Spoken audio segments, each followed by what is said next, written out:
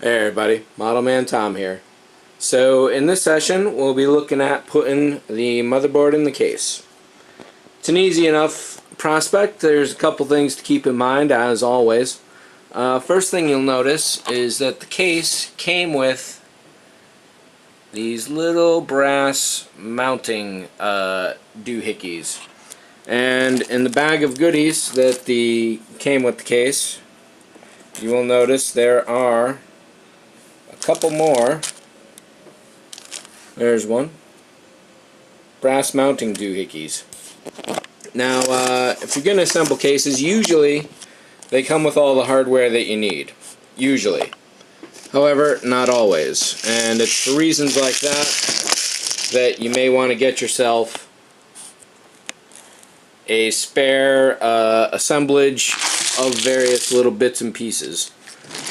What I'll be pulling out of here are these little red donuts, and basically that's just paper insulators. There appear to be none in the bag here, and basically that just goes between the screw, the motherboard, and the little doohickey there. And well, you don't really need them, but they are a nice little thing to have.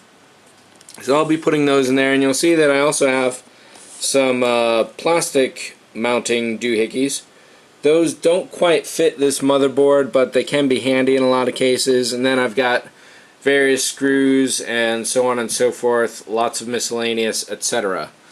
So we'll see how far we can go with these, and let me set the camera up and we'll go from there. But before I do that, what I'll be doing is taking out a bunch of the little brass stands, is what I'll call them instead of doohickeys, and I'll be putting them in the various holes that are in the case here, such as in that corner, over in that corner, and so on and so forth all around. You'll note that the motherboard itself, when you go to look at it, will also have a bunch of holes, such as here, there, over in the corner there.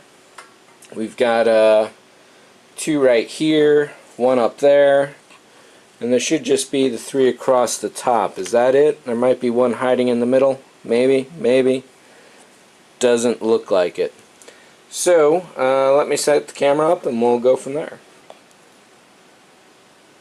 So this is probably about as close as I can really get the camera so you can see some details without actually not seeing a lot of what's really going on. So we got a lot of empty space here. The motherboard is the very first thing to put in, but what I'll do is undo this tie here and get these cables a little better out of the way by sticking them right there. The motherboard is going to fit right into here, and what we'll do first is gently place it in to get an idea of where everything's going. So we're going to fill the top 3 rows, this middle one, and probably these 3 here with 1 or 2 over there. Looks like the bottom one. So there's a lot of different holes in here because it can fit a few different form factors. This board itself is a micro ATX. You'd have to ask an IT person what the definition of ATX is and why there's a micro version of it. It's a little beyond my memory facilities right at the moment. But in a lot of cases, all these names for stuff, ATX, SCSI, PCI, any little abbreviation like that, you don't really need to know what it stands for. Just know the word, or the abbreviation rather, itself, and that will be generally good enough for most people's needs. It can get confusing, I'll give you that. No arguments here on that point at all. But once you get used to it, there's really nothing to it at all. So I'm just screwing these in finger tight. That's really as tight as they need to be. Well, maybe I'll give them a little extra twist. Because once the motherboard's in, they'll pretty much stay tight for good. And it looks like they're giving us a couple extra of these stands, which is awful nice of them.